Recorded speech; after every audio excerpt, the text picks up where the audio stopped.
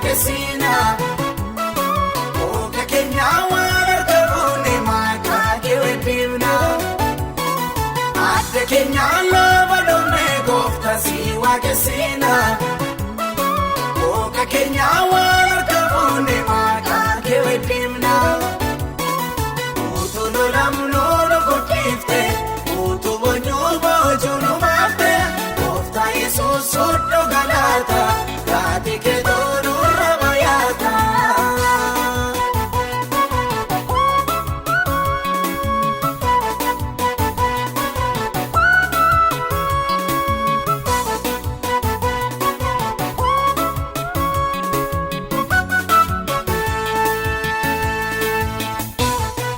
Utuu boonyuu utuu gaddiinu nu yaadatte utuu diinni nu ari'atu nu argatte kan kee kana yoo maal jennee si gammachiisa ayyaanni kee isa dadhabee boqochiisa adda keenya lafa dhumne gooftaa si waaqessina Oka keenya waan argamuune maqaa kee weddifna Adda keenya lafa dhumne gooftaa si waaqessina Oka keenya waan argamuune maqaa kee weddifna Utuu lolamnu nu guddifte utuu boonyuu boojuu nu baafte Gooftaa Yesuus hodhu galata gaati kee nurra baay'ata.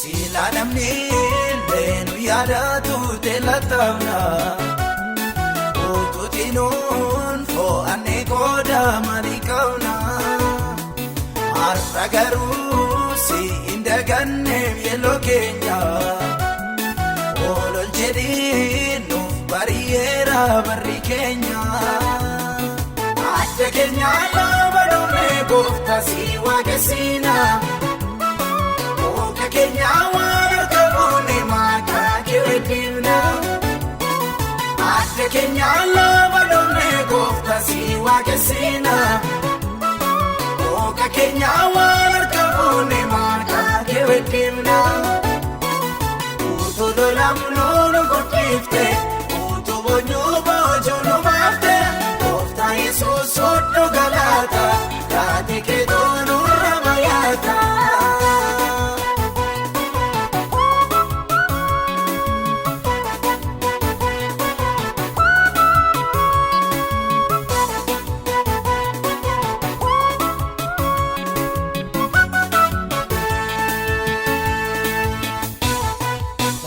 Gogaa keessatti hongee dharree baafne bara dheeraa kanaaf bayyaannachuu dadhabne harree namaa siitu nu dhaabee nu guddise kennaa gaarii faarfannaan gaara keenya qubse adda keenya lafa dhumne gooftaa si waaqessina Oka keenya waan argamuune maqaa kee weddifna Adda keenya lafa dhumne gooftaa si waaqessina Oka keenya waan argamuune maqaa kee weddifna Utuu lolamnu nu guddifte utuu boonyuu boojuu nu baafte Gooftaa Yesuus hodhu galata gaati kee nurra baay'ata.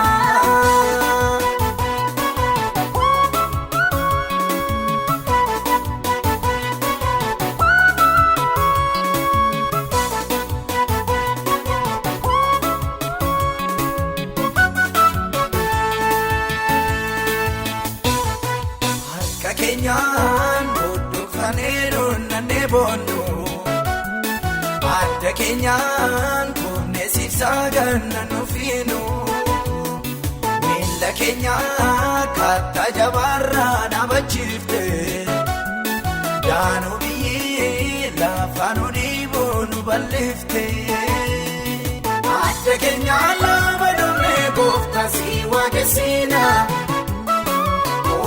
keenya waan argamuuni maqaa kee weddifna.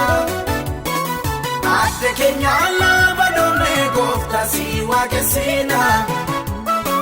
Ooka keenya waan argamuuni maqaa kee weddifna. Utuu lolamnoo nu guddifte utuu boonyuu boojuu nu baafte gooftaa Yesuus hodhu galaata taati kee toonurra bayaata.